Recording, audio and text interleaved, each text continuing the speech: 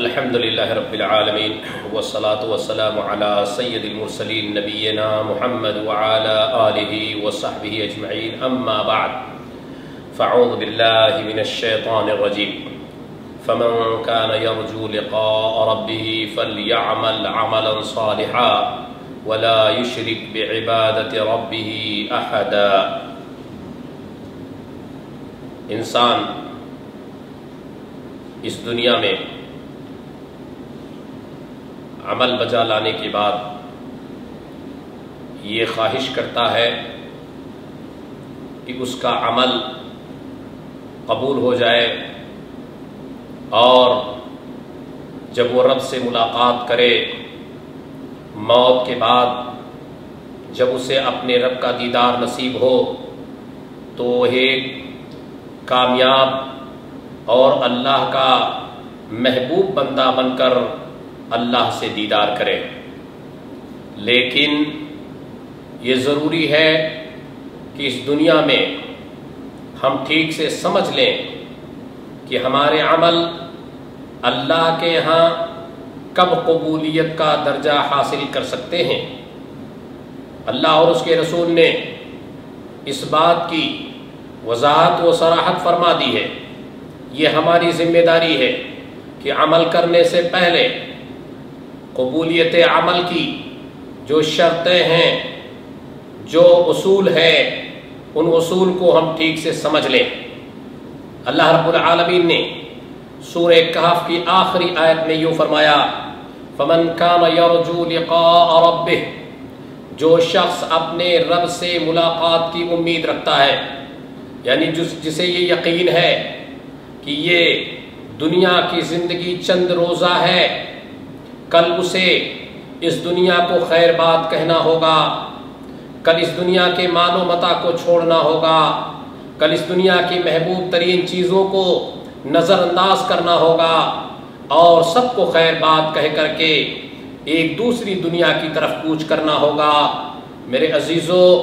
تو اللہ نے سب سے پہلے ہمارے ذہن میں یہ بات ڈالی ہے کہ ہمیں ہمیشہ یہ چوکنا اور چاقو چوبند رہنا چاہیے کہ ایک دن موت ہمیں آ کر اپنے چنگل میں لے گی، ایک دن موت آ کر ہمیں اپنے دامن میں سمیٹ لے گی۔ اس وقت ہمیں کوئی بچانے والا نہ ہوگا، اس وقت ہمارا کوئی ساتھ دینے والا نہ ہوگا، ہمارا کوئی معاون و مددگار نہ ہوگا، سارے رشتہ دار ساتھ چھوڑ دیں گے، سارا مال و دولت آنکھ بند ہوتے ہی جدا ہو جائیں گے۔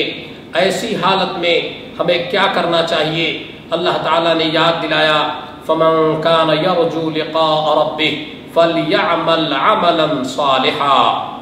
تو جو شخص یہ پر امید ہے کہ اپنے رب کی دیدار کرے گا، اسے چاہیے کہ اس دنیا میں عمل صالح کر لے، اس دنیا میں نیک عمل کر لے۔ فَلْيَعْمَلْ عَمَلًا صَالِحًا، نیک عمل کر لے۔ نیک عمل کسے کہتے ہیں؟ عمل صالح کسے کہتے ہیں؟ عمل صالح اس عمل کو کہتے ہیں جو اللہ کی رضا کی خاطر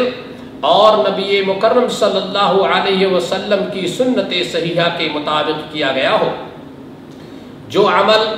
اللہ کو خوش کرنے کے لیے سب سے پہلے آپ کے دل میں یہ ہو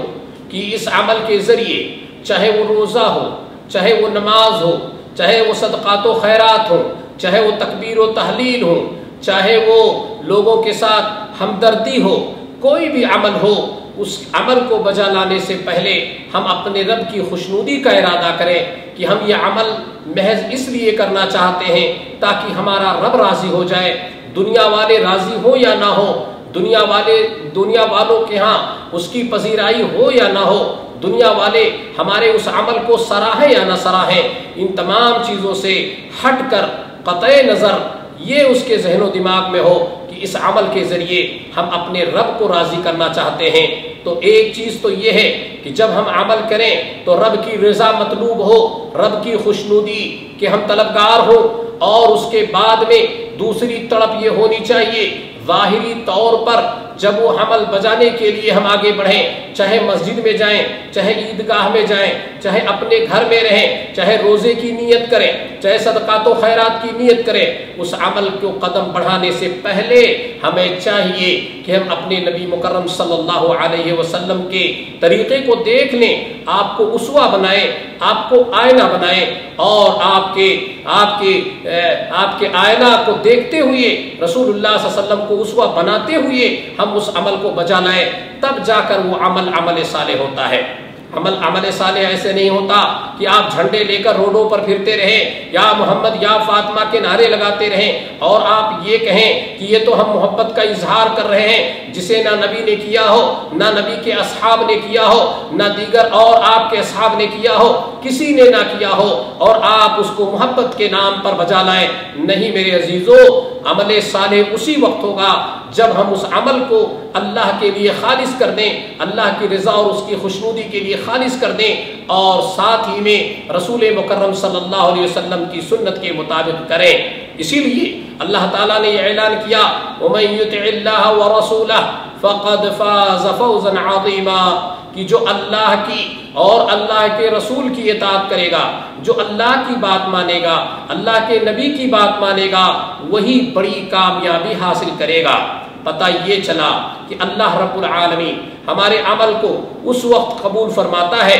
جب اس کے اندر دو شرطیں پائی جائیں۔ ایک شرط تو یہ ہے کہ وہ عمل خالص اللہ کے لیے ہو، اللہ کی رضا اور اس کی خوشنودی کے لیے ہو، اور دوسری بات یہ ہے کہ وہ رسول مکرم صلی اللہ علیہ وسلم کی سنت کے عین مطابق ہو۔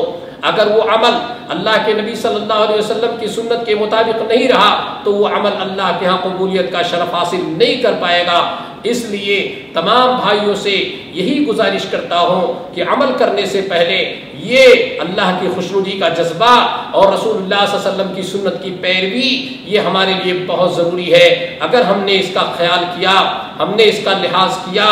اور سوچ سمجھ کر عمل کیا تو یاد رکھیں وہ عمل اللہ کے ہاں قبول ہو جاتا ہے، اور جب وہ عمل قبول ہوگا تب آپ اس کی جزا کے حقدار بنیں گے۔ تب آپ اللہ نے جو وعدے فرمائے ہیں، مرنے کے بعد جن جن نعمتوں کا آپ سے وعدہ کیا گیا ہے، جن کامیابیوں کا وعدہ کیا گیا ہے، اور جن عذابوں سے بچنے کی ہمیں خوشخبریاں سنائی گئی ہیں، وہ ساری چیزیں ہمیں حاصل ہوں گی۔ ورنہ اس کے بعد جب رب کے حضور ہم پہنچیں گے تو کف افسوس ملیں گے، ہم نے یہ نہیں سمجھا تھا، اے اللہ تو عمل کب قبول کرتا ہے، ہم نے اس کو نہیں سیکھا تھا، اے اللہ تو ہمارے عمل سے کب راضی ہوتا ہے۔ آج کف افسوس ملتے ہوئے ہم یہ کہیں گے، اے اللہ اب ہم کیا کریں، ہمیں دنیا میں دوبارہ عمل کا موقع دے دے۔ رب کی طرف سے حکم ہوگا، ہرگز ایسا نہیں ہو سکتا ہے۔ اس لیے میرے بھائیوں، اپنے عمل کی قبولیت کے لیے علم حاصل کر لو اور اس علم کی روشنی میں عمل کرو۔ اللہ سے دعا ہے جو بھی ہم عمل کریں اے اللہ تیری رضا کی خاطر کریں،